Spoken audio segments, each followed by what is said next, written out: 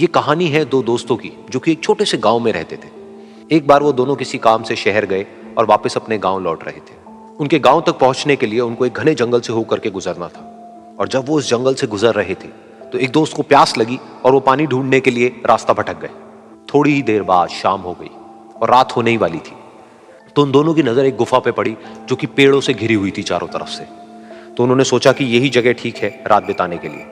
तो दोनों ने कुछ लकड़ियां इकट्ठी करी, उस गुफा के अंदर गए और आग जला करके वहां पे बैठ गए। रात का वक्त था, गुफा के अंदर आग जल रही थी, बाहर बिल्कुल अंधेरा था और कुछ जानवरों की आवाजें आ रही थी। तो उन दोनों में से जो एक दोस्त था वो अंदर ही अंदर डरने लगा, क्योंकि उसने भूत प्रेतों की बहुत कहानियां सुनी थी कि रात के वक्त जंगल में कुछ भयानक आत्माएं भटकती हैं और अगर उनको कोई ऐसा भटका हुआ आदमी मिल जाए तो उसको नहीं छोड़ती।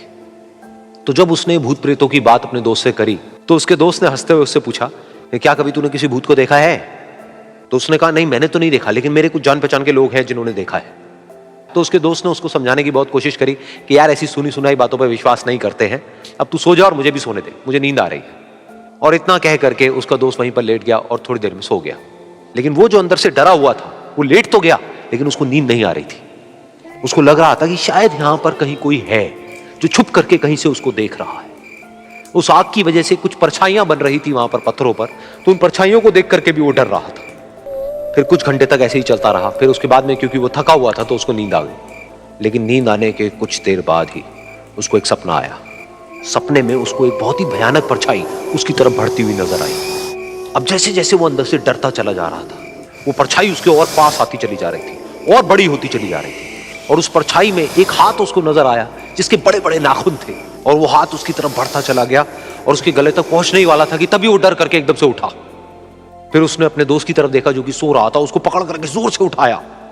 फिर उसने अपने दोस्त को बताया कि उसके साथ में क्या हुआ। तो उसका दोस्त फिर हंसने लगा। फिर उसके दोस्त ने उसको कहा, अब अगर दोबारा से तुझे वो परछाई दिखे तो तू वही कहियो जो मैं तुझे कह रहा हूं कहने के लिए, फिर देखते हैं वो परछाई तेरा क्या करती है। तुझे अपने अंदर ही अंदर बोलना है, मैं तुझसे नहीं डरता, सामने आ।